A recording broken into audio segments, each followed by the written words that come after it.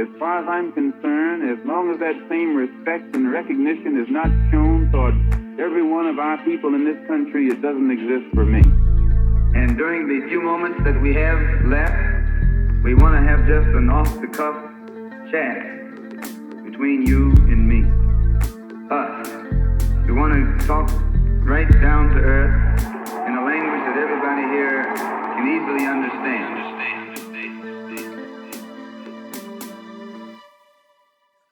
Welcome back to another episode of The Malcolm Effect, and joining me today is, I'm truly blessed and fortunate to be able to call this individual a friend, a brother, a comrade, a teacher. I've been trying to get them on for such a long time, but they have been avoiding me and ducking me, but they finally agreed to come on the show and bless us and grace us with their presence. So thank you so much and welcome. Long overdue to the first time on the Malcolm Effect, Professor Zahir Kolia. How are you? No, I'm doing well. I'm so blessed to be here. Thank you so much. Yeah, I've been wanting to come on for a long time. And there's so many different things I suppose we could, that we want to talk about and stuff. But I'm excited for this one. I'm really excited, and I know my listeners will be aware that I have moved into more of a series, right? 3-part series, because as much as, one conversation is good, but to really dive into the issues and have a conversation, I think it requires a few conversations. So this is going to be a topic that both of us find dear to our research interests and dear to ourselves as individuals, as we will be discussing the questions of theology and modernity and the theological underpinnings of modernity. So before we go into the plan of the episode and I ask more substantive questions, my first question is to let us audience know, so what is it about these questions that intrigue you, and how did you arrive that you find yourself researching these questions and asking these questions? Yeah, in the broadest sense, and I'll get into it with my background, I suppose, being in post-colonial theory, which I guess the Marxist-Leninists will cringe a little bit with that, right? And then my background also being in decolonial theory, and then also gravitating towards world systems theory. The question of the theological was never really adequately taken up in the broadest sense, right? And 1492, which we're going to talk about, becomes really, really important to this story. And I think my interest in it was the way 1492 was really being framed, particularly around the Americas. And so, if we start in 1492 Americas, for me, and that was a lot of the emphasis with especially decolonial theory, I think what I found were really mistaking an intensification for the point at which imperialism suddenly appears. And what it seemed to me is that what appears as a sudden rupture is in fact the outward expansion of structures related to conquest already being forged within Iberia itself and what today is basically Spain and Portugal. And also back in 2012, I did a Islamic decolonial theology course. I met a lot of really cool people, and that helped me also set some of the connections to thinking about these broader questions around imperialism, modernity, and theology. Thank you so much for that response. And I think oftentimes, people will be familiar, obviously on this show, we talk about imperialism a lot. But I think oftentimes missing from our discussion, and I think October the 7th has been a watershed moment because we had so many people asking the question. There has to be something that keeps the Palestinians so steadfast. And I think we tell an incomplete story of modernity and how modernity unfolds when we don't reckon with the theological questions. So that's why I'm really excited to have this conversation and this series. I'm not trying to proselytize, but I do think it's important that we talk about theology and the theological underpinnings of modernity to understand motivations, to understand how a belief in God or a particular understanding of a religion orients you in particular modalities and ways of being in the world and ways of relationality as well. So my first question for you, Professor Kolia, why start with medieval Iberia to understand imperialism? Yeah, I think, like I mentioned, really the short answer is starting 1492 Americas, you're really going to mistake something important. And I think it's coming to thinking medieval Iberia in 1492, but going a little bit earlier, opens a question to thinking about sovereignty and asking why sovereignty is theological in its origins. And if we ask that question, it really opens up a pathway to think about, for me anyways, conquest. And sovereignty does not precede conquest, but rather it's being like constituted through it. So we can think about conquest as something buried in the past, but reworking Patrick Wolf a little bit, we can say conquest is a structure, not an event. So that means it's not just a moment that happened once and just ended. It's a way of organizing life, power, economics, and knowledge that continue to shape how our world works today. And when we think about conquest, I want to just be very clear. It's not simply stating that the non-West was simply acted upon, but for me, when I think about conquest, it also includes translation, appropriation, and the reorganization of knowledge and practice into imperial forms that then present themselves as being universal. So when we think about the fall of Andalus in 1492, it marks a lot more than the end of Muslim rule in Iberia, what's today basically Spain and Portugal. What it does, for me, it signals the formation of a theological imperial structure that links Christian doctrine, imperial sovereignty, and the emergence of a global order.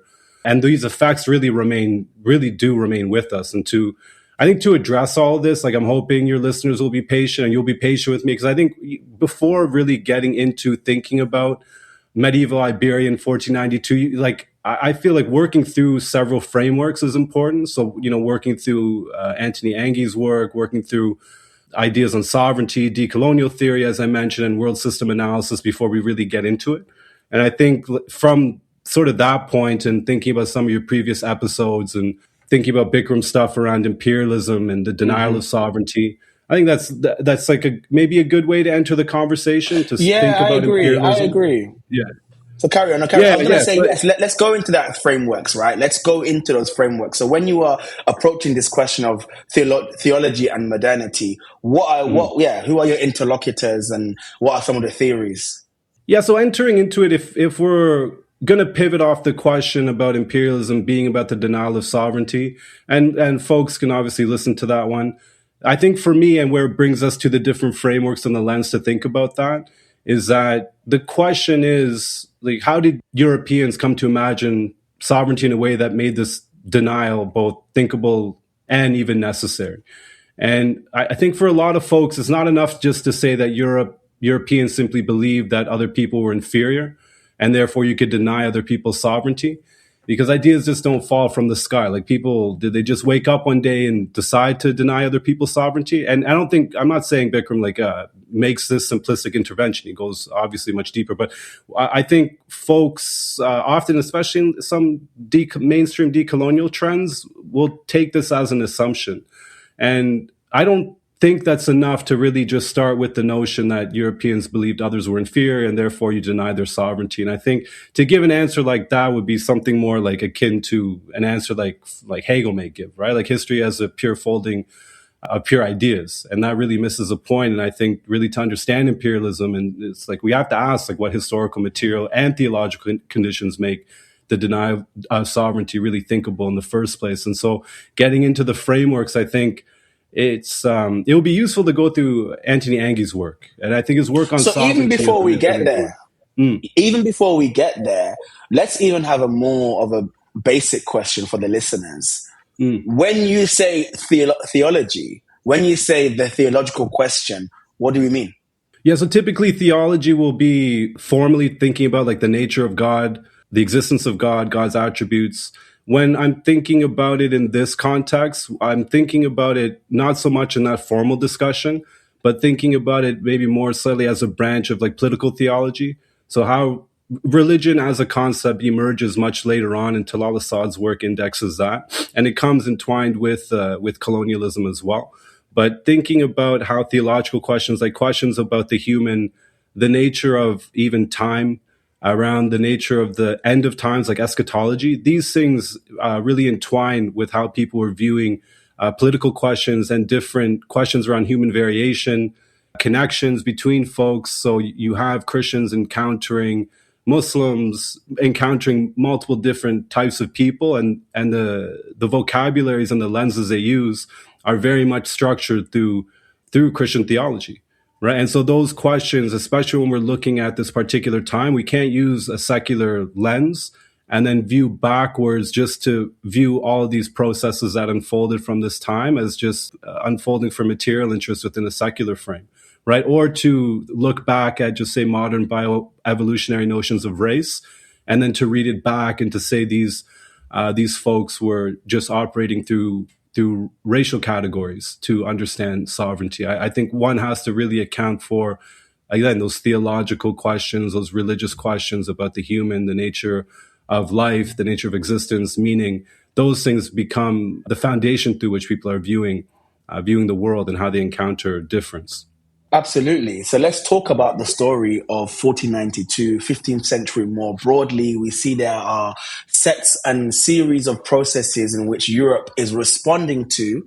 And then we see after that the kind of birth of the Westphalian state, modern state system, in which there's a declaration of, a respect for sovereign territorial boundaries, right? But then we also understand through the work of Anthony Angie that sovereignty or sovereign doctrine, also with Sibra Grovegi, it has this kind of metamorphosis of that when it reaches the peripheries or when it reaches the third world, it becomes something else. Its actualization is only through a particular type of domination. But I think before we even talk about the encounter, do you want to unpack a little bit for the listeners? What is taking place in Europe at this time before the kind of age of discovery?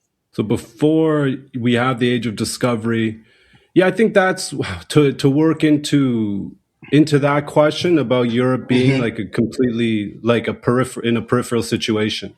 I think getting to that place, it's useful maybe before that to work through the decolonial and the world systems folks, because that sets the stage to really think about that moment. But and to work through Angie a bit. But I mean, it's up to you. Do you want me to go through that sort of material context of what was happening before 1492 in that era? Yeah, I think that would be good if that's possible. I think that would be just to kind of give people context. Okay, so to give people like a slight context. Okay, so I get like long before 1492, and I'll come back to this with regards to world systems analysis and decolonial theory, that we have to understand that like Christian Europe, the idea of even Europe hadn't emerged, right? So we're using this term as a category to be a little bit more intelligible, but long before 1492, Christian Europe was not the center of anything. It was really like a poor, crisis-ridden corner of a much larger Afro-Eurasian world that was still dominated by Islamic, African, and Asian powers. So late medieval Europe went through what is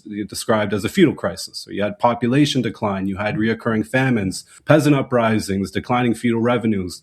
And so it was a world where the old agrarian and feudal arrangements were coming under just like enormous strain, right? And so Iberia sits inside of that story. And as I mentioned, Iberia is just like a geographic location, basically Spain and Portugal. And I'm going to mention Castile and Aragon, which are really important players in this. And they're two really powerful medieval kingdoms within Iberia. So today they're regions within Spain, but they're not separate kingdoms. And what we see well before 1492 is that Castile and Aragon, it didn't enter the 15th century as strong industrial powers. They lack significant manufacturing capacity. So in world systems terms, they belong to the semi-periphery. They're plugged into wider trade networks, but they're dependent on wealth and institutions generated elsewhere. And this is where Andalus really matters.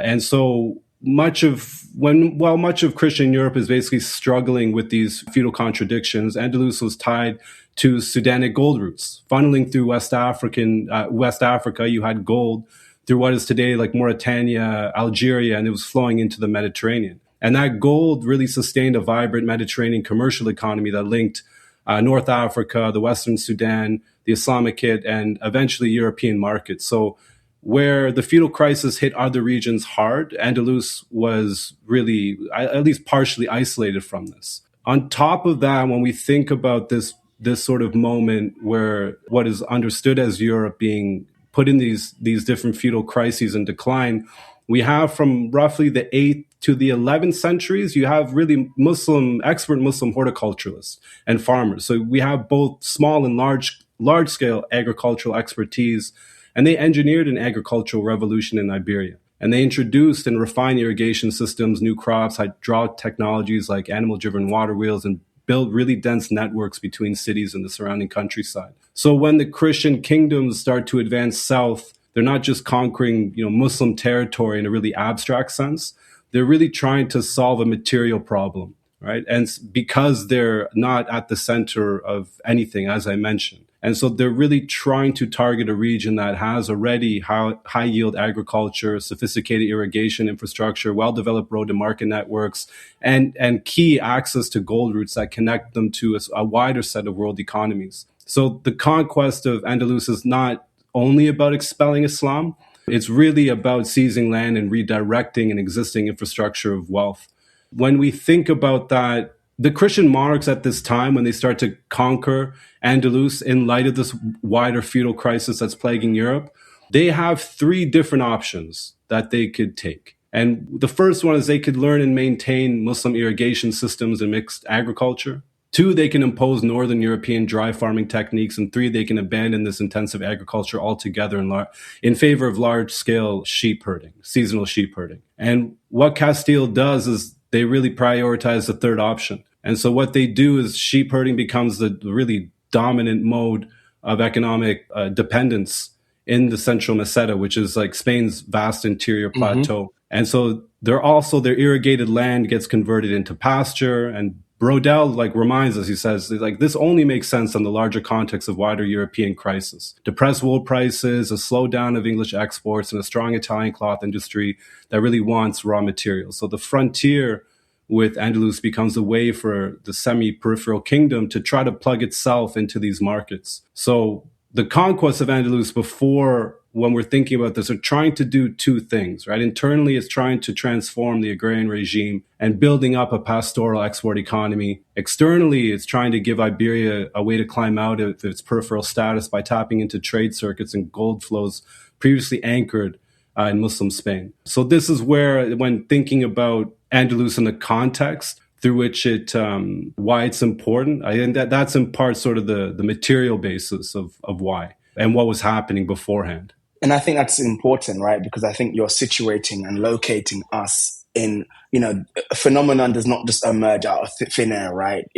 No individual, no people are ever abstracted from history. So I appreciate laying out that context. So let's open up and work through some of these frameworks, right? You mentioned Angie, you've mentioned decolonial theory. Let's work through them, right? So let's start off with Angie, and then we'll go to decolonial. So with Angie now, first, I guess the question is, how do you use Angie? How do you read Angie?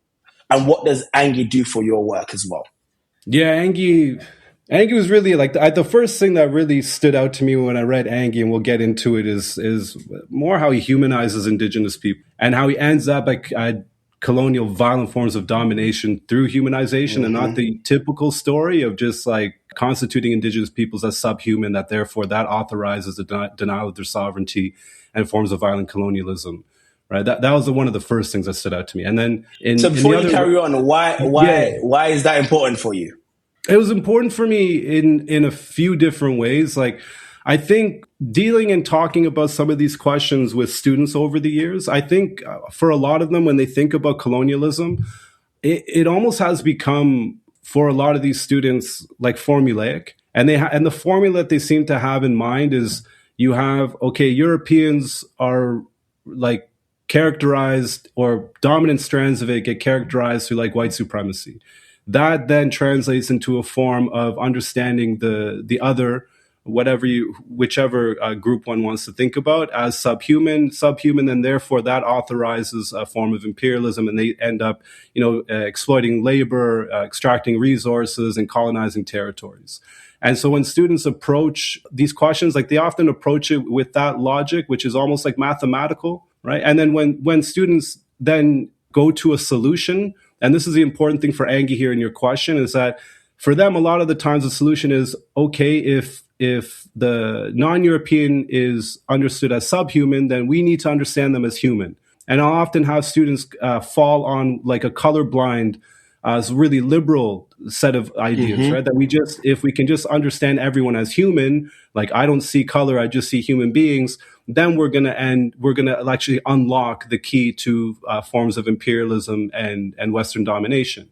And reading Angie, I think, is important because it's look, if you want to start with the question of humanizing the non-European, you can still get and land on the exact same place of like butchering, violence, resource extraction, territorial expropriation. Like you can get to the same thing. And I think for students, when I teach this, they often miss that part of it and how it can come through that vector, a moral vector of like sort of humanizing the non-Western subject. Yeah, nah, I do. I think that's important, actually. Okay, but I think a question that is somewhat axiomatic then, after laying out historical context and the work that Angie does in undoing, there's something central to Europe and the politics of Europe that create particular forms of relationality as it pertains to sovereign. A question then is, though, we know that there were theological debates and differences, right? We know the story of Dominican and Franciscan and Vittoria as well. So I guess, how are you reading these figures and how do they sample when you're thinking about these questions?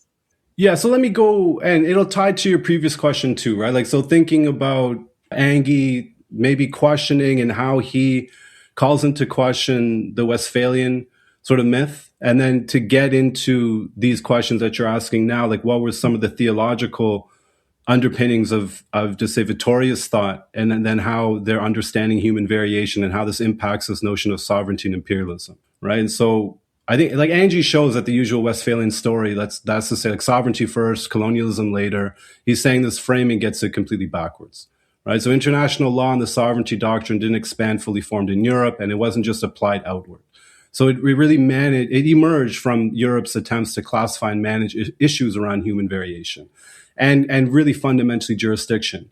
And what you ultimately dominate peoples that cannot mutually recognize as equals. So sovereignty, as we know it, comes into being through the colonial encounter. And once we see that, this is for me where the theological dimension becomes unavoidable, right? The very distinction between who could be seen as sovereign and who could not was articulated through Christian categories of reason, salvation, law, and just war, right? And so Angie gives us a way to really excavate how theology, law, and imperial power crystallized together at the birth of modern international order.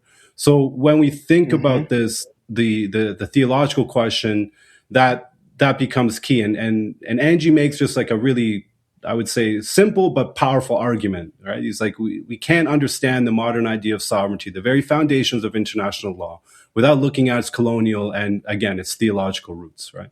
So the traditional story that we know, and this is the one that we question, international law is about creating order among already existing sovereign states. Supposedly began in Europe with the Peace of Westphalia in 1648, and then it gets extended to the colonies, right? And this is what you alluded to earlier. And so in that view, imperialism is just more of a side episode, something that happened after sovereignty was already established. And Angie, why he's so, I think, compelling is that Angie, he flips it. He just says, no, like international law wasn't created to manage relations among equals. It was born through the colonial encounter, through conquest, in an effort to define and control those who were not recognized as sovereign. And with that, he uses that dynamic of difference, this constant distinction between civilized and uncivilized is really what produces sovereignty. And for me, the thing, Vittoria is so fascinating because he stands really at a historical threshold. And this will cut into your question a little bit more directly because he's a Dominican theologian. And he's really trying to understand and figure out how Christian Europe should legally and morally respond to the so-called discovery of the New World, which at this point happened about 40 years prior. So Angie doesn't really emphasize this, but what I really want to emphasize to your listeners is that Vittoria was part of the Dominican order. And this is so important. And I think completely, I think very much neglected, right? So Dominican theology, it really reshaped the grounds on which Spain could claim authority over indigenous peoples. And Dominicans, they're named after Dominic de Guzman. And it's a Christian order grounded in scholastic reason, the Salamanca school, natural law, and also the thought of Aquinas and Augustine. And so what does that mean exactly? I mean, scholastic reason is the medieval method of using Aristotelian philosophy to interpret and organize Christian theology.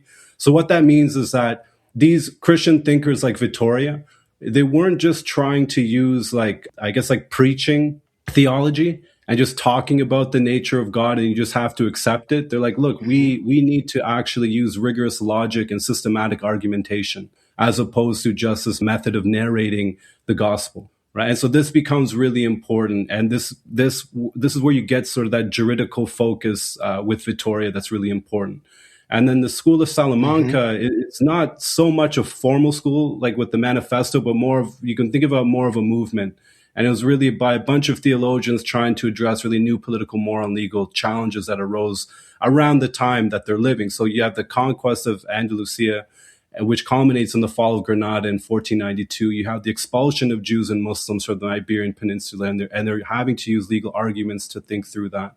And then, of course, the so-called discovery of the Americas, right? And so with that, and because Vittoria then is a Dominican, he's really fascinating in this regard. And this is where his Dominican orientation becomes really key here, because he rejects like apocalyptic conquest as a legitimate source of authority. And this is really opposed to Franciscans, who I'll mention. It'll become really important in the next like episode when we're talking about Columbus, right? And so Vittoria locates Spanish rights not so much in a divine mandate, right, but in universally shared natural rights. The example of traveling, sojourning, or settling, engaging in commerce, and preaching the gospel. And Vittoria does something like, the thing that's really interesting for me too when I read him first is that he rejects papal decrees. Like, he denies that the Pope ever had temporal jurisdiction over non-Christians using divine law, right? And so divine law is what governs relations between Christians and non-Christians, and that was already being put in place through like the Crusades and stuff, right? So what Vittoria does is that he argues that imperial intervention is not justified because indigenous peoples need Christian salvation. He says it's because imperial like intervention is justified because they're said to have violated universal legal norms, right? And so as a result, like, he's very different from Columbus, who is a Franciscan. And Franciscans are named after Francis of Assisi, and they're an order linked to Christian apocalyptic spirituality, which within itself is a really fascinating and important strand, I think, of Western imperialism and the theological dimensions of it, which we'll talk about after, right? And Franciscans, especially this figure called Joachim of Fiore, who Columbus drew from heavily, he writes like a bunch of different like prophecies, and it's really conquest is really rooted in apocalyptic eschatology and what's called sacramental urgency. So meaning mass conversion of the so-called non-Christian heathen becomes a sign of the end of times. It's part of their eschatology, their idea of the end of the world. But Dominicans, like, they're different, and they're rooted in the evaluation of conquest and natural law, rational capacity, and the limits of sovereign power. So Dominican theology operated with really a different set of assumptions. But the thing that's so important is that they ultimately end up endorsing Spanish imperialism. They arrive there through like a different circuit than the Franciscans and someone like Columbus. Like, forced conversion is invalid. War cannot be justified to spread faith, and evangelization like has to follow persuasion and not conquest.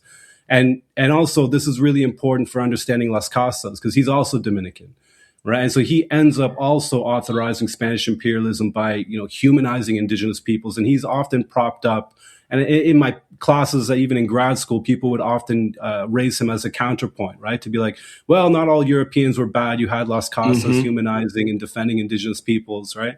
And so that's the point that I was getting to, connecting to earlier too, where students often fall on this idea where like humanizing becomes the answer to opposing colonial capitalist relations, but it's not. Like, you can humanize and end up in the very same place, right? You get there through a different circuit, but that's key to understand. So anyway, so with Dominicans and Franciscans, like, they're two theological lineages, these two Christian orders, like, really profoundly shaped early Western imperialist thought and practice, right? And so that sort of going into that little sidebar, which I think is so key, like, when we think about Vittoria as a Dominican, like, he's thinking about jurisdiction quite heavily because of the things I just mentioned, right? He's not just thinking, okay, they're non-Christian, therefore we have a divine mandate to Christianize and convert them and take their stuff, right? Like, he's thinking about the novelty of so-called discovery. And he's writing and sort of paraphrasing here. He's like, Indians of the New World had never been known before to our world. And he's thinking through this, I think, in a sincere way, right? And then for him, this is like an entirely new situation that traditional forms of divine and canon law can't handle, right? So just for your listeners, like, divine law is unchanging moral will revealed to humanity by God, and canon law is a church's changeable legal system. And he's saying these two forms of law, which have really long histories, he's like, they don't really apply here. And so partly why he's so important and fascinating, like, he clears the ground for an entirely new type of law, And it's a universal natural law, again, influenced by his Dominican orientation, that could apply to all humans by reason. And that's where, jus gentium, the law of nations. And this move is so crucial because this is where like so-called secular international law, it really emerges within a theological framework. And so Vittoria's importance here, it's that he really develops a set of ideas that shape how Western powers authorize domination right up to the present, right? And he really universalizes Western practices as the norm. If you've colonized folks like want recognition, they have to conform to European standards of law, reason, and civilization. And again, it's not the typical story of just dehumanizing indigenous people, right? He humanizes them to an extent. And it's through their humanization, they claim that they have the capacity for reason, that domination becomes thinkable and actually enforceable. Absolutely. I think that becomes really important. No, absolutely. And I think these are some of you get the liberal accounts of these stories, right? I remember growing up in school, similar. It was like, Europe did some bad stuff, but then William Wilberforce came along and, we don't have scientific racism anymore. And, but I don't think that gets into like the categories. And I think I really look forward to speaking about secularism as we go forward as well, because I know that's connected as well. But bringing back for today's focus, okay, so let's talk about, we mentioned Angie, you mentioned the theological differences. I think what was striking to me in that, the differences of theology still culminated in a justification of colonialism. So how do we understand that? Like, how do we understand that they're different? Some humanize, some say they didn't have the ability to reason, but then they both justify and accept colonization of the other.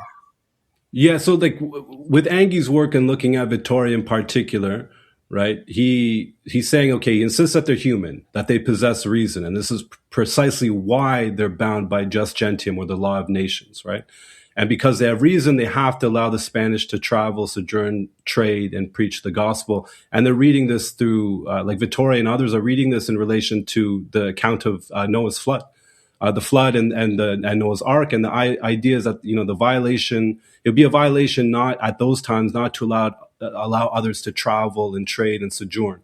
And so you're getting the emergence of secular international law becoming the outcome of a reconfigured set of Christian theological understandings and ideas, right? And so what happens, and I think the thing that's really important is like, Vittoria almost sounds, and I think people can misread it, is like, it kind of sounds like promoting equality between Spaniards and indigenous peoples, right? But what it does, it just licenses endless Spanish intrusion and expansion. And so what starts out as what seems like harmless, like a right to travel, to sojourn or settle and preach the gospel, becomes a whole system of obligations, actually, that indigenous peoples are guaranteed to violate.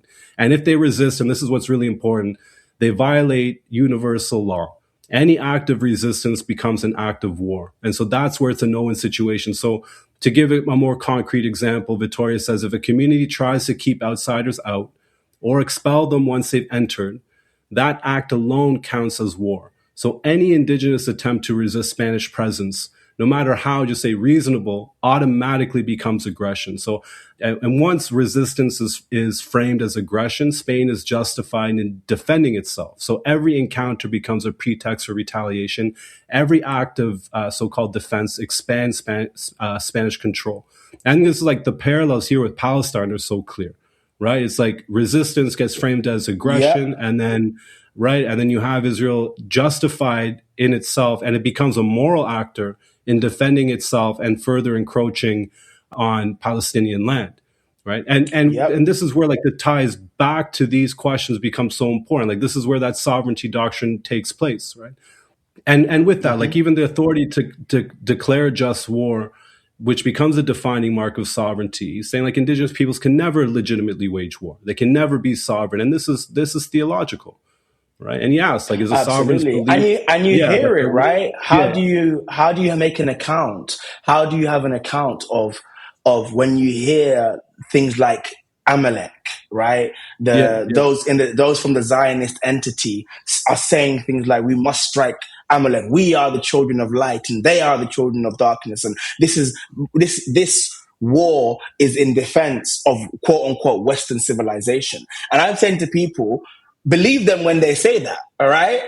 because it actually is. When we're saying that they are killing anybody who is up in resistance to land being taken, this has a greater history. That's theological as well. Because again, why would you invoke the Bible in this? I'm sorry, in the Torah, right? They invoke the Torah oftentimes. So I really do appreciate you laying that out. Yeah, I want to then go in to. terms of Please, yeah, go ahead. Go ahead. yeah, and then with that, right? Like we know in terms of what's happening in Palestine is completely like underpinned and armed by the U.S. in particular, with U.S. imperialism, and the ones really advancing those connections. They're framing those connections through the readings of the Bible, right? Like Christian nationalists and stuff, and they're not like even those at the centers of power within the upper echelons of the U.S. state. It's just like a lot of regular folks and their understanding of Christian theology and the way they'll read what's happening in Palestine, right? Like it's often in support, and it translates into a form of Zionism or like a confusion. Like they're not but it's what's saying like these are so deeply connected. And when people say, we've talked about this before, right? When people will sometimes say like Palestine has nothing to do with religion, it's like, no, it has a lot to do with religion. And if you want to say it has nothing to do with religion, and therefore this is not everybody, but sometimes people say like we have to look to international law or international legal norms to think about these questions, like those themselves, as Vittoria and Angie is looking at, those themselves are completely steeped in and emerge from theological forms of power, right? And I think that's where it's really important to say like the theological or the religious and the secular are not separate, right? And this is, I think this is where what's really important with Talal Assad's work, right? And this is where he's saying like Absolutely. the secular doesn't replace the religious, right? As though one worldview simply supersedes another. Really, the secular is historical configuration of religious concepts, practices, and sensibilities into new forms of authority. Yeah, and so that's I can't wait for us to go into that more, because I think that's going to be a whole episode, because so many folks are talking about, this question of after genocide, right? We want a quote unquote secular state. You hear this amongst activists. You hear this amongst people on the left, right? And I clutch my pearls when I hear this. I'm thinking, no, I don't want secular state. I don't want secularism. Secularism is what you have in France. And there's no mistake why they're so harsh against the hijab and so harsh against the niqab, right? That's not like a bug in the system. That's a feature of the system, right? That is the system working, secularism working. When we see what France has ushered in and other European far right countries at least have ushered in. So let's go to. Sorry, I want to give you. Do you have a last thought on Angie before we go to decolonial thought and world systems? No. I think I think we sort of I think we went through. Lovely. Right. Yeah. Brilliant. Okay, cool. So then now we have what is cited in the academy as the decolonial term. And I know people make a distinction between anti-imperialism, decolonization, decolonial thought. When I hear decolonial, I'm thinking of a particular emergence in the Latin American school that takes the question of 1492 seriously and talks about the kind of constitution of the modern subject, right?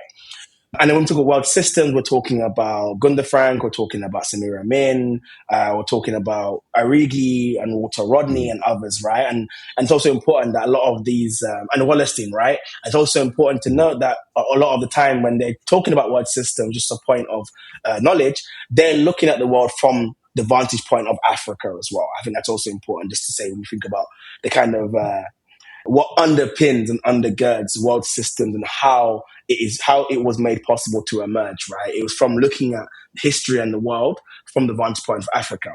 But for the purposes of our episode, so how do you, I guess, use decolonial thought, world systems? What have you identified as the possible limitations when we're talking about the story of modernity from these perspectives? Yeah, and this is where I think both traditions are really important. And I think they really help us think through these entanglements between like theology, imperialism, sovereignty, and modernity. I think they're looking at the same thing through different angles and slightly different lenses.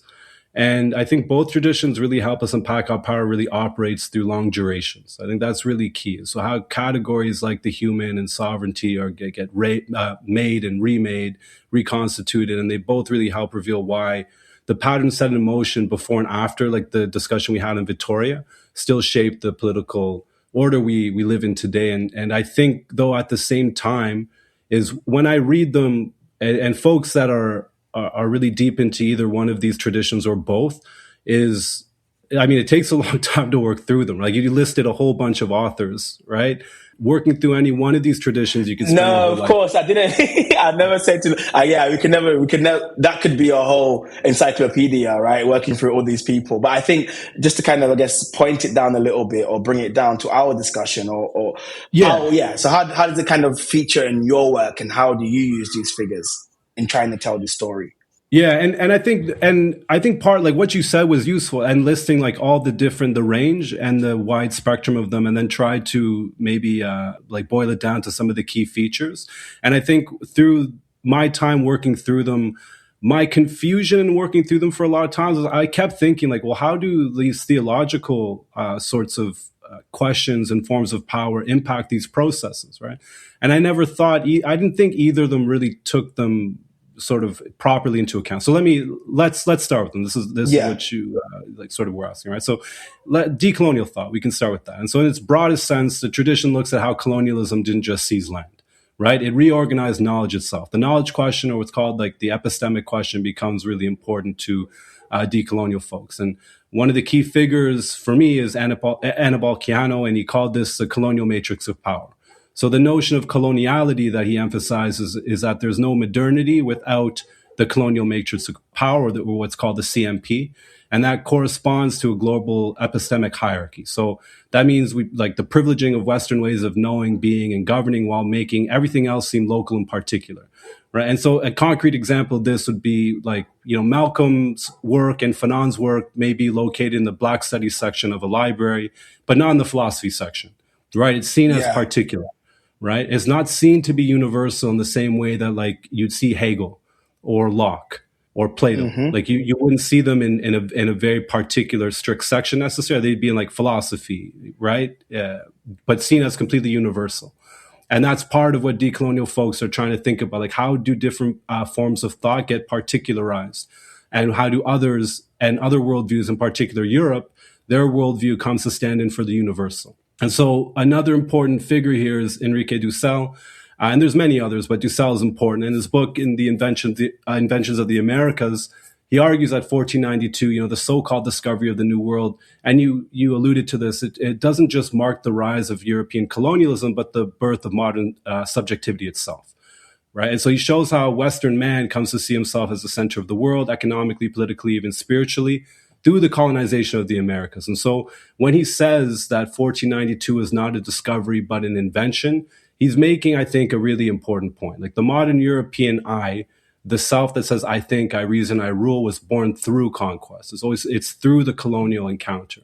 And we need to remember that before 1492, like we mentioned, it wasn't the center of the world. It was marginal, late coming, and it was within a larger Mediterranean world, really still shaped by Islam, Africa, Asia, right? And Latin Christianity was really learning from others, right? It's really through the conquest of the Americas and the conquest of Andalus and the enslavement of indigenous and African peoples that the balance really shifts. And so what Dussel calls the European ego, this modern sense of self, emerged from moving from the margins to the center through domination. So Europe doesn't simply expand outward. It reinvents itself as the world's new axis of power and center of meaning. And Dussel traces this through three main figures. So he'll trace it in his book through Columbus, Amerigo Vespucci, where we get the word America from, and Hernan Cortez. And for him, it's interesting, like each stage reveals how Europe remade the world and itself. And just to put it really succinctly for your listeners, Columbus invented, Vespucci discovers, and Cortez conquers, and they all together sort of form the hidden underside, what Mignola would call like the underside of the modern world. So when we speak about modern subjectivity, of the European I that grounds modern thought, we're really talking about a self-forging conquest. And so, I mean, for me, I think that's incredibly useful and important. And but what struck me, and I'm curious to know what you think as well, is that I think most decolonial thinkers really focus their story in 1492 with the Americas, and how, at least for me, it be like a lot of mainstream decolonial folks that I've encountered often will focus on how the non-West is acted upon, right? And just to be fair, like Dussel wants to talk about what he calls a planetary approach to examine how non-Western forms of thought were appropriated, but it's like that's often neglected. And so for me, like I really wanted to know what made 1492 possible in the first place. And when I did, I really came back to Andalus. Absolutely. So that was okay. So that's the decolonial time. So now let's talk about world systems. Yeah. So to really understand then again, like how 1492 becomes possible and how Europe really shifts from a marginal zone to the center of a global order, I think world systems analysis, I understand, is another tool, a really important tool. And I think in some senses it's broader and it centralizes the materiality of imperialism with a really strong analysis of capitalism, right? And I think decolonial thought, at least I think it's how it was developed and taken up, it really focuses more on the question of how coloniality reorganizes knowledge. They really focus on the epistemic question and often issues around representation, which I think frustrates a lot of folks who are more oriented toward a materialist analysis and more oriented towards world systems analysis, right? And so world systems analysis for me, I don't see it as being necessarily in opposition to decolonial thought, but I think it helped me zoom out in a really a better way to capture the material question of imperialism. So world system thinkers, and you alluded to them like Arrighi, like Wallerstein, like really remind us that societies don't exist in isolation. I think that's one of the key sort of simple but key insights that they provide. And they suggest that societies are part of really that's like larger networks of trade, power, and exchange that stretch across regions, and it also stretches across centuries, right? So instead of treating Iberia or Africa, Asia, and the Americas as separate stories, world systems analysis like really helps us see how they're always already connected long before Europe imagined itself as universal. And then that brings you like really back into zooming out, and it could be a bit like overwhelming, right? But I think to really, for your listeners to understand what world systems analysis is fundamentally about, like I think there's two key ideas that really fundamentally underpin it. And so the first is that history moves through cycles. Okay, so long waves of expansion and contraction. And Arrighi, he takes Marx's general formula of capital and he uses it to describe not only how individual capitalists invest, but how capitalism develops across centuries. And that's where he takes Marx's general formula of capital, like MCM prime, and then he applies it at like more of like a world systemic scale. Right? So he argues that each major epoch of capitalism begins with this long phase of material expansion. So you have large amounts of capital flow into trade, production, commerce, and sets more and more commodities into motion. But then when that phase begins to contract or runs into crisis, another phase emerges and you get financial expansion. So here capital sets itself free, as it were, from commodities, and it seeks profit through credit speculation and financial deals. And so for Arrighi, this financial movement really marks the maturity and typically the decline of a dominant capitalist power. And then this eventually gives way to a new cycle of accumulation led by a different center, right? So together you get these sort of systemic cycles of accumulation. And I think for me, that's really useful as having this sort of larger framework to understand a lot of these world historical processes, right? And then I think the second part that's important here is that these cycles are structured by hierarchy. Right, so core regions enrich themselves by exploiting peripheral ones, and over time, what happens is that these different powers rise and fall through these systemic cycles of accumulation that Arrighi lays out. And then what you have is that these patterns emerge where you have capital, power, and violence really migrate from one center to another. And he starts with the Italian city-states. For me, I think the Iberian empires are really important. Then he also moves to the Dutch, to the British, and later to the Americans. And so through this lens, I think world systems analysis just really makes the important claim that Christian Europe in the medieval period, again, it wasn't a world empire, as I mentioned. The decolonial folks really take that up as well, right, to see that. And so I guess just to really put it maybe a little bit simply to bring these two together, is that what you have is decolonial thought really helps us see how modernity or coloniality not only seized land, but extracted resources and exploited labor. Like it didn't only serve that function, but it reorganized knowledge. And it really sought to erase or particularize other ways of knowing and being. World systems analysis, I think, can work with it to show how colonialism, imperialism really organized power and economic circuits across regions and centuries through cycles. But for me, it took a long time to work through these different frameworks. Yeah. And then when I came out the other end, and this is what I'm where my research is currently lies, is that like I think I think the theological question is really obscured or neglected. And that's why I wanted to, like, I don't know if I'm on an island here, but like, this is what I feel. I'm not sure if you have the same experience with that. No, I think I agree with you, and I think that this is the importance of the work that you're doing, right? Because I do think the question of theology, and I think it's important because it's also back on the table again. I think after October the 7th, we're having these questions of theology again, and we're having about these notions of what we call, like, okay, if we were to bring about a socialist revolution, there's certain ideologies, certain practices, certain forms of relationality that have to be informed by something else that's not capital and neoliberalism. So that's why I think sometimes we can have a conversation about theology and people think it's like, it's just theory or it's just abstract or it's just ideal. But I think what I'm hearing the argument you're making is that no, like, they are material processes and material impacts. The theology has a materiality to it as well. And I think that's important that we kind of ground that in this discussion.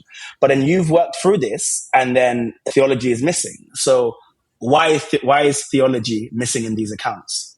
Yeah, I think in part, I think there's something larger structuring, and this is what I think. There's a core thesis that runs throughout a lot of decolonial word systems analysis. I mean, some people may disagree, but I think there's the religious decline thesis. And I think this is really like a core assumption. And I think this way of thinking really assumes that Christian or religious and secular ideas belong to separate worlds, that they're incompatible, and that modernity develops. As modernity develops, the secular naturally pushes religion out of public life, out of how we produce knowledge about life, governance, and economy. And so it often just becomes understood as like a moral justification or a moral veneer. And that's never been very satisfying for me, right? And so what I found is that, like, folks who do questions of epistemology really well, they don't focus on the material questions so much, and they don't typically have like the strongest like analysis of capitalism. And in a sense, they feel like the material question may subordinate the knowledge question, or an analysis of subject formation by focusing on the material question. And then in there's some room to think about theology, but I think it becomes captured by that religious decline thesis I mentioned. The idea as time goes on, like the secular just sort of pushes it out of the way instead of thinking about it how Talal Asad thinks about it, where the secular emerges through the reconfiguration of religious and theological discourses, right? And then with that, I think folks that do Marxist critiques of capitalism really well, like, they often don't do the question of epistemology maybe so well, but I think it's deeper. Like, they actually see this focus on epistemology is really obscuring the material question with the focus on identity and representation. And I think that's fair, but a different discussion. And I know when I do talk to folks that are more into like the epistemic question, like, they really do want to engage with the material question, but it is also a confusing terrain to work through as well, right? But I think, again, anyways, like, bringing these two together, I don't think they completely adequately decolonial and world system analysis. They don't necessarily see theology as a major force that really shaped the trajectories of imperialism, right? And I'm not saying they don't take it up like at all, because you have like Mignolo talking about the spiritual option, Dussel. I mean, he has a book, The Theological Metaphors of Marx, and he does think about theology, like Wallerstein to an extent as well. But they haven't taken it up in a way that I see it being understood as really a constitutive force in shaping these dominant colonial capitalist relations. And then when you do, I think there's different questions that begin to get posed that may get sidelined, right? And that's where I would fall on that. Absolutely. No, absolutely. And I think it's again, we're trying to tell a complete picture of modernity. And I think if you don't focus or ground yourself in the theological, I think you have an incomplete analysis, if I'm being honest. So I do appreciate. So we're speaking about Al-Andalus, 1492, the expulsion of Muslims, right? And oftentimes when this is spoken about, we hear of this as the Reconquista, right? Europe taking what is rightfully theirs from these Saracens and these heathens, Muslims, right?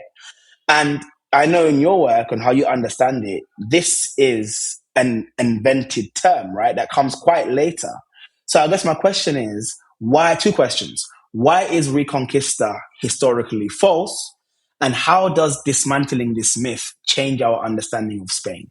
Yeah, that's such a key question. I think whenever anyone hears the term Reconquista, you need to challenge that term directly. Like it was invented in the 19th century to create a nationalist myth of Spain as eternally Christian. So it's really part of a nationalist discourse. And what it does is directly linked to Islam, because it imagines Islam as a foreign occupation, a real dark interruption between Visigothic Christianity and modern Spain.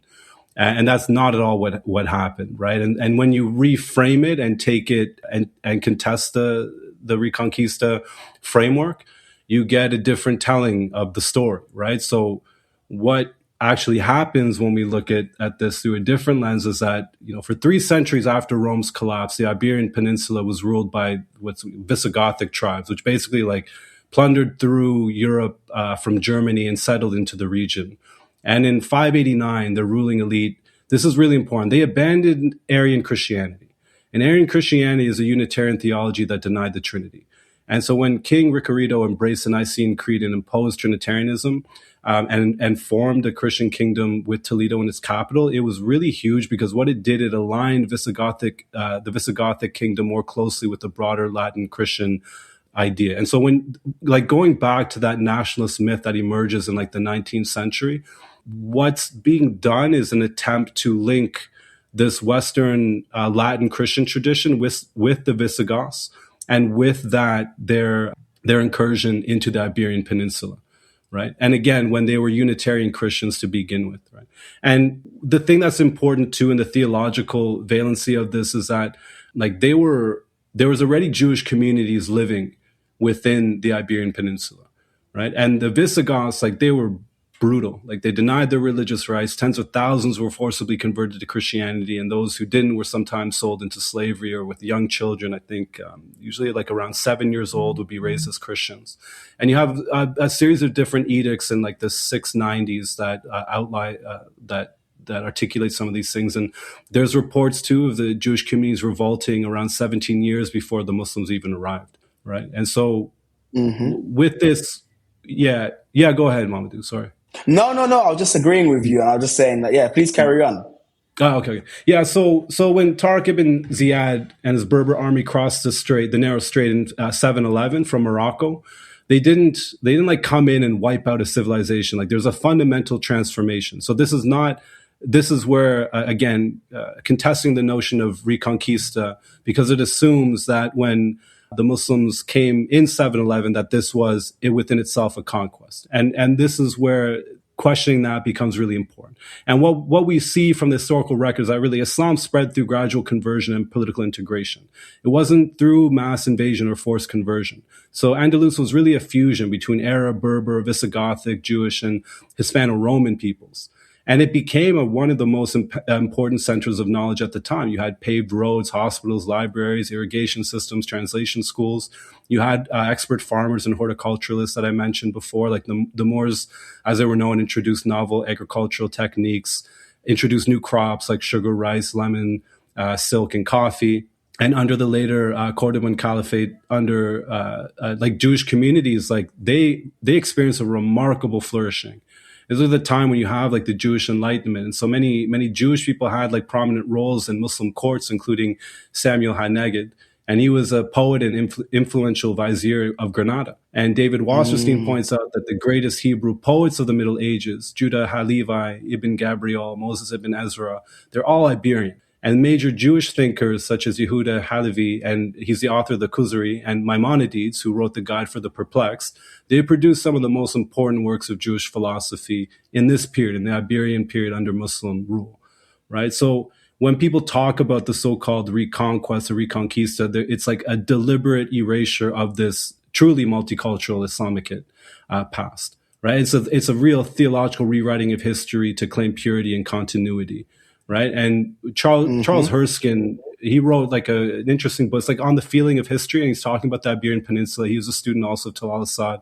And he talks about this as a myth of reconquest. And so what it does, it binds Spain's national unity to a really militant Catholicism. And it turns the expulsion of Muslims and Jews into a divine mandate, like a type of internal crusade. And that logic is what really travels later on to the Americas, right? And this is where, like, if you just focus on America's 1492, if you just focus on that, you're really gonna you miss again what's leading up to it, right? Which is so key, like what's happening in Andalus. Yep. And yeah, and to be fair, we've spoken on this podcast with Zuba, actually, Professor Zubair Y, Yeah, on this question of what do you foreclose when you focus on 1492? And I think that's important that yeah, you raised that. So we also know that the figure of Alfonso X comes it figures quite significantly in our thinking when thinking about these questions. But I guess for people who might not be familiar, I think people might have heard this name. They might have heard La Casas. They might have heard Vittoria, etc. And I think it's nice that we're actually laying out. Okay, we're putting theory, ideas, knowledges to these figures. So I think in a similar vein, yeah. Tell me about on Alfonso X. What ideological world did Alfonso construct? And how do legal and theological codes intertwine? yeah. Yeah, Alfonso is a really fascinating character, and Mm-hmm. what it does, it's like really centuries before the final conquest of Granada. We got like Christian rulers in Iberia. They've really were working hard, and this connects to our discussion we just had, like really, really working to affirm the idea that only Visigothic Christians had a legitimate right to rule the peninsula. And what they had to do is like they have this crusading mindset. This is shaped again already by long traditions of anti-Muslim polemics. It was already really well established, right? And so by the 13th century, this sort of theology of hostility had been taken up maybe most aggressively by Alfonso, known as El Sabo or the Wise. And he's the king of Castile and Leon from 1252 to 1284. And this idea, like we see again, like just to make that quick parallel again to Palestine, like how much, like the enormous amount of like cultural productions that are put into trying to suggest that trying to advance the Zionist narrative, right, at a cultural level. And we know obviously at the military, like material level. And this is like a parallel thing happening at the time when they're just doing everything they can to suggest that the Visigoths were the only rightful rulers, and that therefore they should expel the Muslims and Jews, right? So what Alfonso does is he very openly frames Islam as a heretical affront to God. And he produces like texts that become quite popular. And one of the texts produced under his patronage, he writes that something to the effect like the Moors are people who believe in Muhammad and that he was a prophet and messenger of God. But he says, actually, the acts he performed didn't show the sanctity required of such a calling of a prophet, and his religion is essentially an insult to God. So he's very forthright in his really aggressive casting of Islam, right? So the political project is really clear. Like his strategy is to say, if Islam is illegitimate, then Muslim rule in Iberia must also be legitimate. And so he builds like an entire ideological program around this central claim. And that's where he commissions these really big works, the Historia de España, which is like a really big sweeping historical narrative. And then he also has like a book of laws called the Seven Divisions. And it's an enormous legal code that shaped Castilian law really for centuries. So he's working at like a cultural level with producing a history and then producing and articulating these ideas right into law itself. And within his historical account, he personally supervises this narrative and he weaves together Roman and Visigothic history in order to really justify his own authority.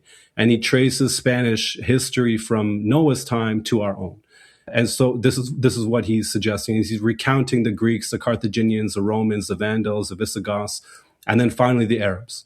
And the crucial move that he makes in his Historia de España is that he says only two of these dynasties, only two, the Romans and the Visigoths, are presented as legitimate rulers. All the others, especially the Carthaginians and the Arabs, are treated as invaders from Africa, as foreign intruders who violated the divine order by seizing Christian lands. And here, Alfonso inserts himself into the story. And he portrays himself as a living embodiment of both Roman emperor and Gothic king. He's the rightful heir to Iberia. By contrast, Islamic rule is cast not only as like foreign, but morally abject, heretical, and demonic. And then what ends up happening with this, it reflects like a broader Christian imperialist imagination.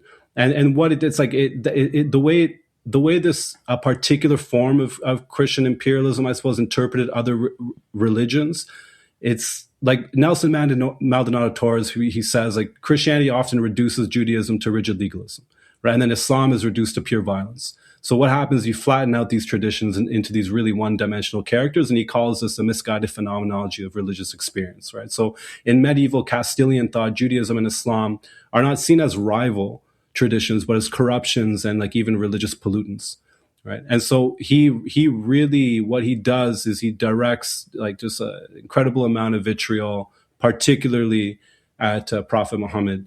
And then what he just tries to describe his death in humiliating fashion. He says he was obsessed with power and sensuality, and he's contrasting this with the Christ figure who scorns worldly temptation.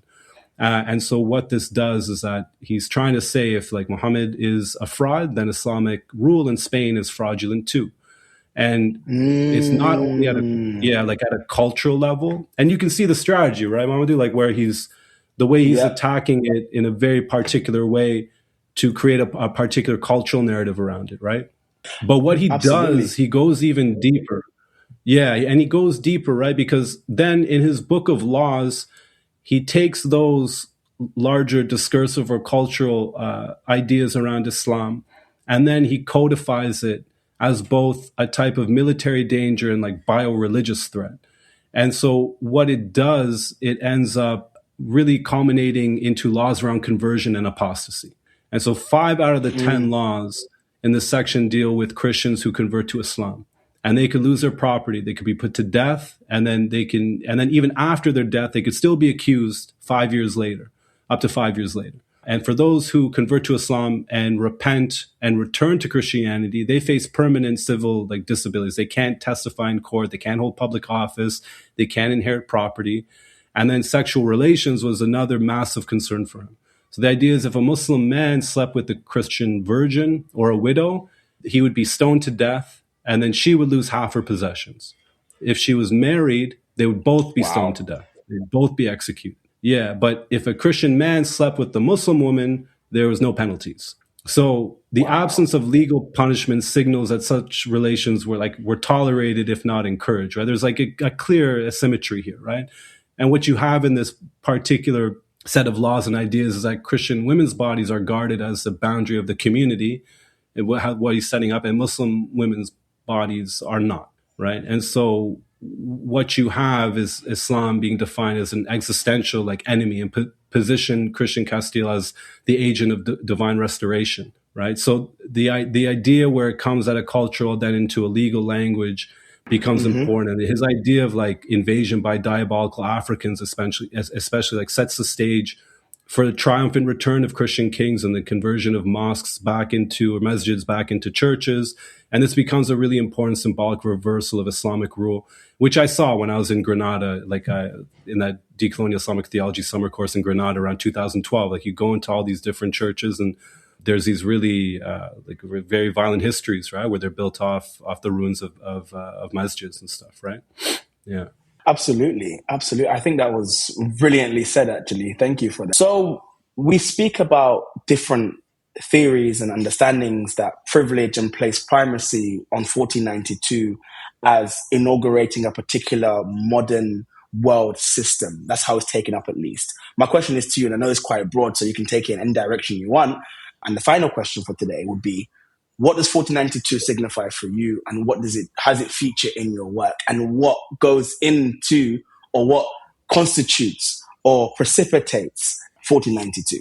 Yeah. So when I think about 1492, I think about the fall of Granada in particular. And it's like in the same year where you have the fall of Granada, and then you have Columbus, right, which we'll talk about next time. So I mean, maybe, we like to unpack that a little bit with the fall of Granada, because it's so key, right? So once Castile and Aragon decide that the Iberian Peninsula can never be whole while Granada remained Muslim, what happens, the conquest takes on a really different urgency and intensification.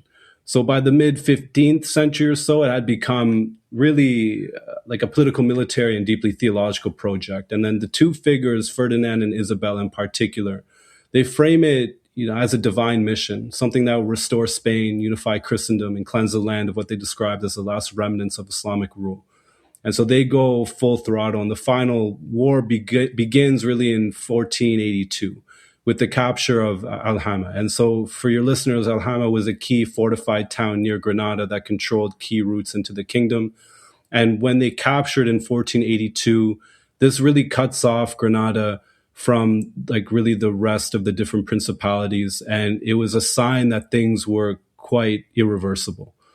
And what ends up happening is that you have a simultaneous set of different things happening. Like you have a crusade, you have a strategy for territorial expansion and plunder, and a wave of popular Christian migrations into formerly Islamic lands. And so all these processes really reshape the emerging Spanish state. And that's like 1492, indexing sort of the emergence of the Spanish state in this way becomes really important for me as well.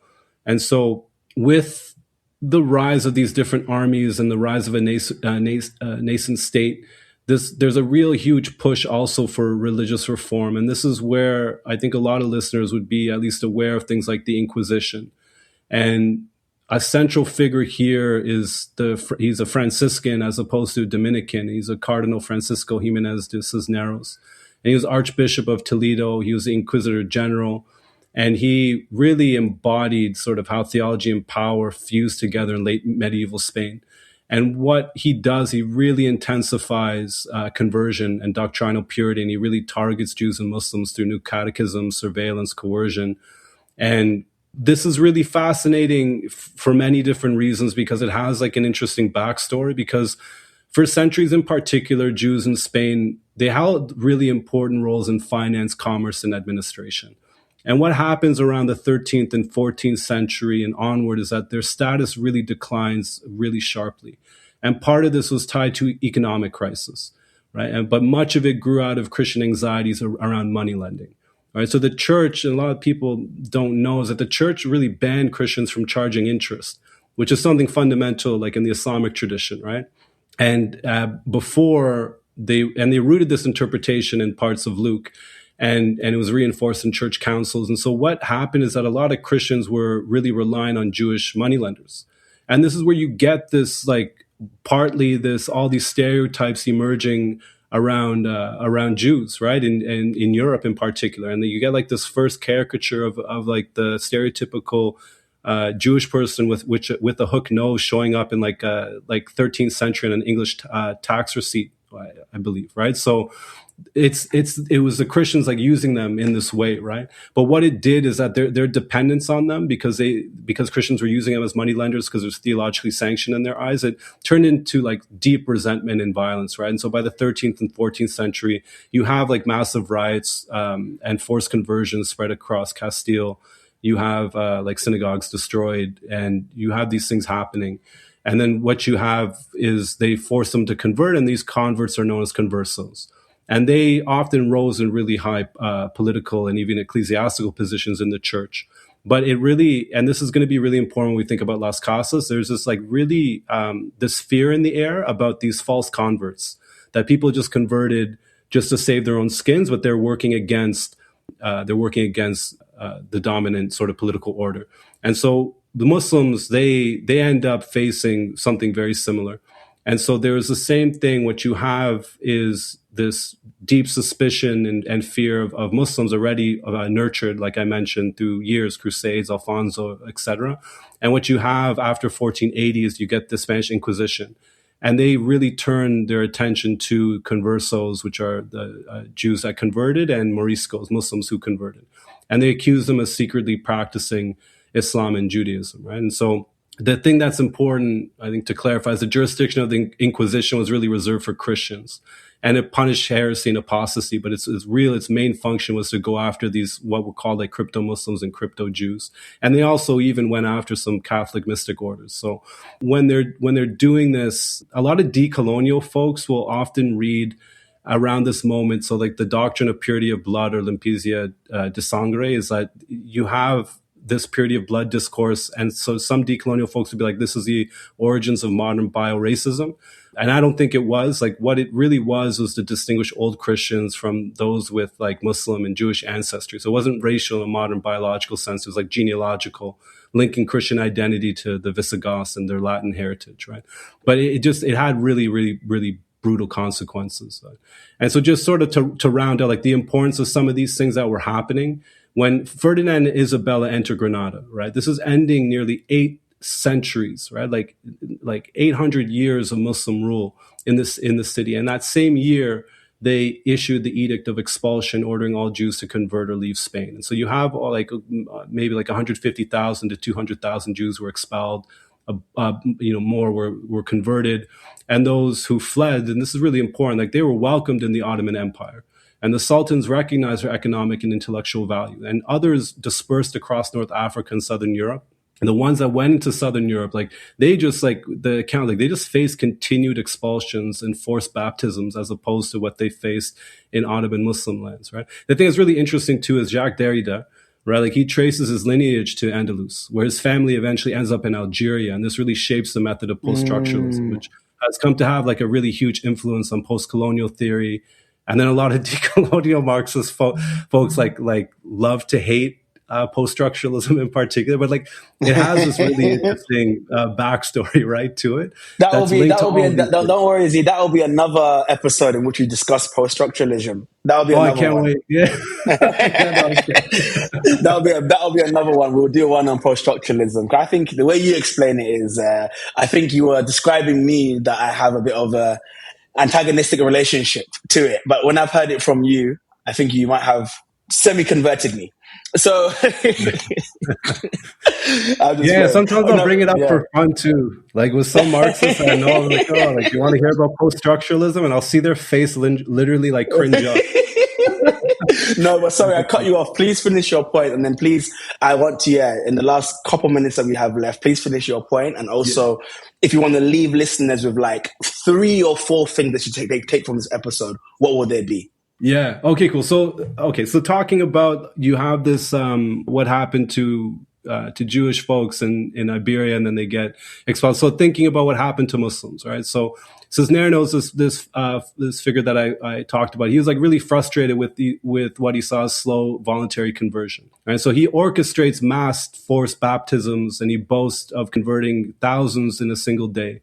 Thousands of Muslims in a single day. And then those who resisted faced exile, their dispossession, or the Inquisition. And so by the end of the 15th century, the Muslim population was about like over 5 million in earlier centuries. And it had been reduced to a few 100,000 by that time. This is like millions and millions of people forcibly converted, killed, exiled, right? And so in regions like Aragon, Moriscos made up over 90% of those targeted by the Inquisition. Right. So when we talk about the fall of Granada, we're talking about much more than a military victory. It was really like a multi-century project. It was a theological purification of Iberia, the consolidation and emergence of state power, and then really a violent restructuring of society through conversion, exile, and surveillance. And like all of these would really create the ideological, discursive, and administrative machinery. It basically like the blueprint that Spain would really carry into the Americas. Right. So 1492.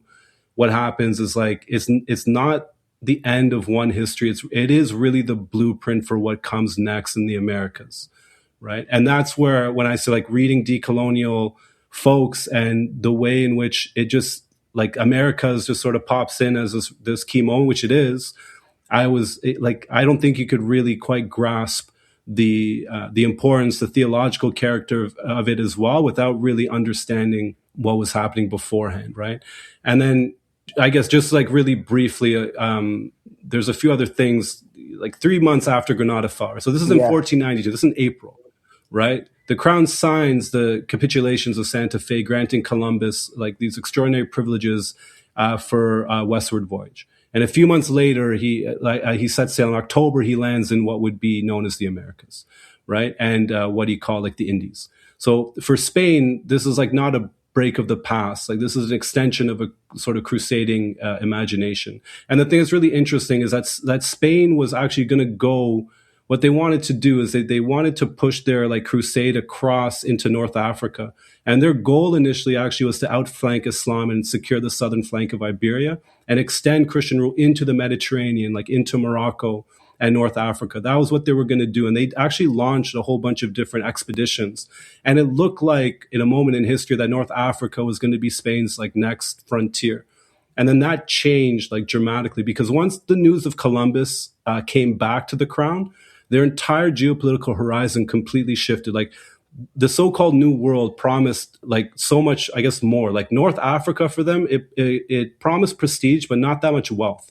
The Americas, right, the so-called New World, like it promised like silver, land, and essentially souls, right? And so America became a much more fruitful field of like empire, like a place where Spain could continue its crusade, accumulate wealth, and spread the gospel. And what really emerges from this is that you get like conversion, conquest, and capital become fused in this system, right? And this is where Columbus sort of becomes a hinge, right? And so that's really key to thinking about some of these processes and what could have happened at one point historically, right? And so for your final question, Mamadou, sorry, like yes, please. I hope I'm not rambling on too much in each section. Don't apologize. No, please. This is a masterclass, guys. Okay. Listen, guys, surround yourselves with people who are smarter than you. You see what you get? So carry on, please. No, thank you, brother. So what we get, I think some of the main takeaways, right? It's like, look, the conquest of Andalus, it was not a reconquest, and it was not just a chapter in medieval history. It's really the blueprint, I think, for Western imperialism.